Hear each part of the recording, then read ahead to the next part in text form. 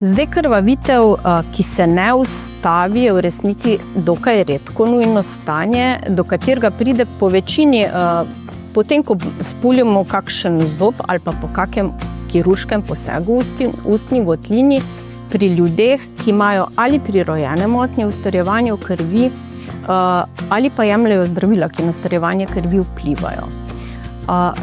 Zdaj, po puljenju je normalno, da iz rane, kjer smo zob spulili, kri še nekaj časa rahlo mezi, kar pomeni, da mi lahko v slini ali pa na vzglavniku opazimo še sledove krvi.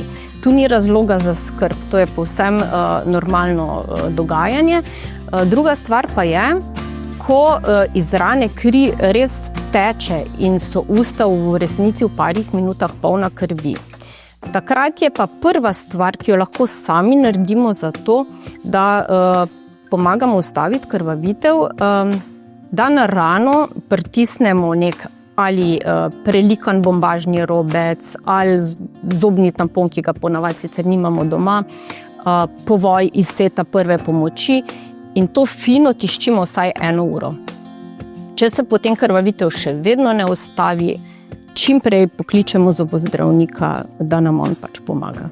Velikokrat se zgodi, da ko ljudje opazijo, da jim kri teče, v tistem stresu začnejo usta intenzivno spirati, da si prav v rano tlačijo določene stvari, marsikaj v resnici, da sesajo kri iz rane, mislijo, da se bo na tak način ustavila. Nič od tega ne pomaga. To se pravi, sam močan pritisk na rano, pa čim prej k zobozdravniku.